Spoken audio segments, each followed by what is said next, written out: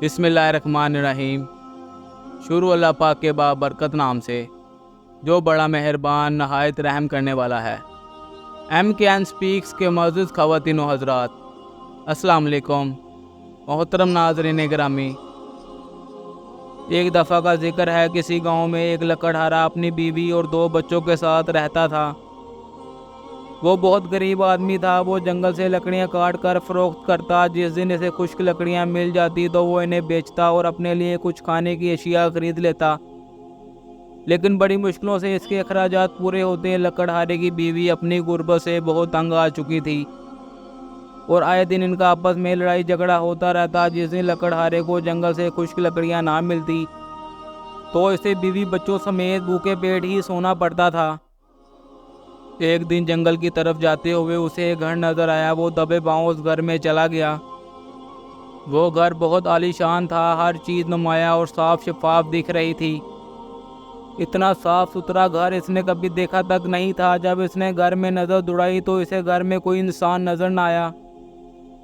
लकड़हारा सोचने लगा कि अगर घर में कोई रहता नहीं है तो ये घर इतना साफ सुथरा कैसे है। खैर, वो एक लंबी सांस भर के मेज़ पर जाकर बैठ गया और अपनी बीवी की बातों को सोचकर परेशान होने लगा कि अगर आज भी घर जाते हुए कुछ लेकर ना गया तो बहुत झगड़ा होगा। इसी दौरान किसी ने इसके कंधे पर हाथ रखा, लेकिन वो अपनी परेशानी में गुम सामने की दीवार को बेख्याली में देख रहा था और अंदर ही अंदर अपने हालात पर रो रहा था। अचानक इसे अपने अकब से आवाज़ आई और इसे तब महसूस हुआ कि किसी ने इसके कंधे पर हाथ रखा हुआ है। वो फ़ौरन खौफज़दा हो गया और इसके जिस्म से पसीना छूटने लगा और कपकपी तारी होने लगी। लकड़हारे ने अपनी जगह से उठते हुए जब पीछे मुड़कर देखा तो एक पुरअसरार शक्ल देखी और देखते ही चिल्ला उठा। ऐसी अजीबोगरीब शक्ल जिसका इसने कभी तसव्वुर भी नहीं किया था। वो ना तो इंसान लगता था ना गधा। इसका ऊपर वाला धड़ गधे की तरह था और नीचे वाला धड़ आदमी जैसा। लेकिन वो इंसानी आवाज़ में बोला, घबराओ नहीं, मैं तुम्हें कुछ नहीं कहूँगा। तुमसे पहले भी लोग यहाँ आते रहे हैं और मुझे देखते ही भागते रहे, लेकिन तुम्हें तो मेरे आने का पता ही नहीं चला, वरना दूसरों की तरह तुम भी भाग जाते। अब इसने लकड़हारे से दरियाफ्त किया कि वो किस परेशानी में है और इतना गुमसुम क्यों बैठा हुआ है। लकड़हारे ने अपनी गरीबी का पर्दा चाक करते हुए अपने हालात के बारे में बताया।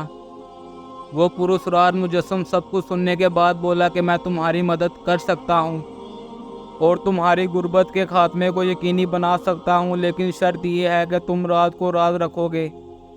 तब लकड़हारा सुनते ही चौकन्ना हो गया और यकायक बोल उठा, मैं तुम्हारी हर बात मानने को तैयार हूँ। ये सुनकर पुरअसरार मुजस्सम ने कहा कि मैं तुम्हें एक दरख्त के बारे में बताता हूँ जिसके पत्तों में इंसानों के लिए इलाज और शफा है। तुम इसके पत्तों से लोगों का इलाज करना और जायज़ मुनाफा कमाते रहना।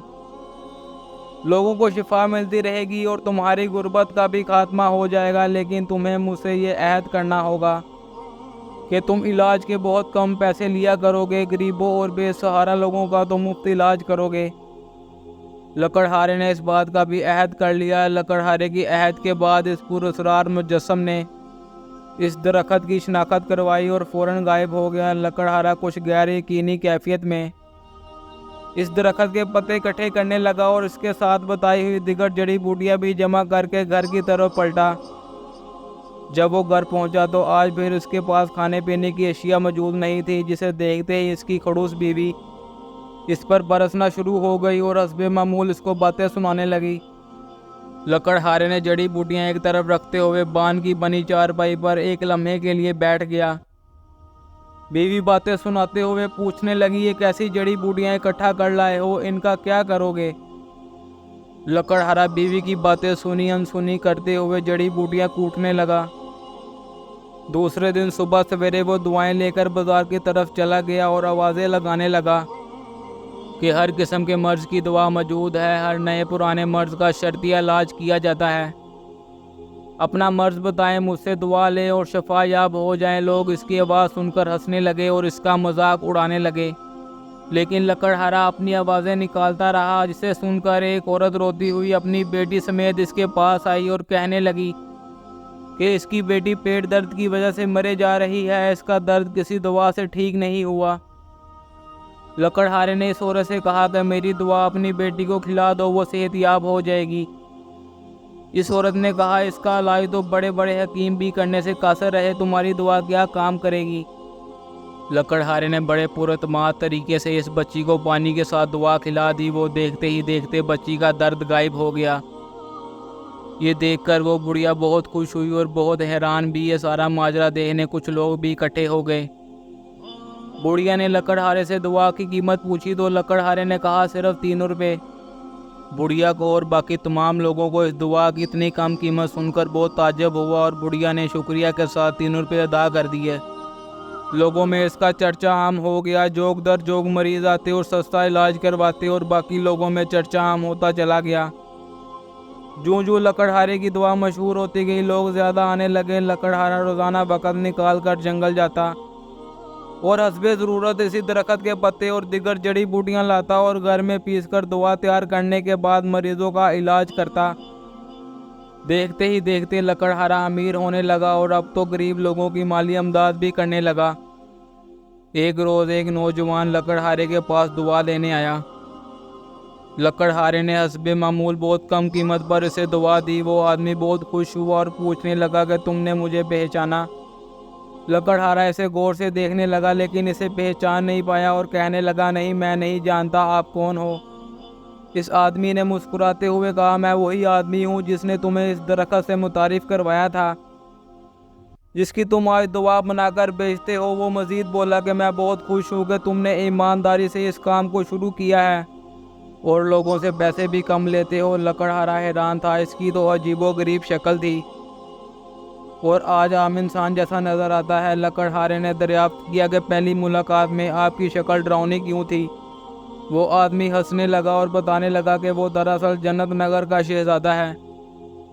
इसने आगे बताया कि वो और इसका भाई गेंद से खेल रहे थे कि हमारी गेंद झाड़ियों में गिर गई और जब वो इसे लेने गया तो वहाँ एक बुजुर्ग बैठे नजर आए जो अपनी इबादत में मसरूफ़ थे। दरअसल हमारी गेंद गलती से इनको जा लगी जिससे इनकी इबादत में खलल आया है। मैं तो बच्चा था और बहुत शरारती भी था।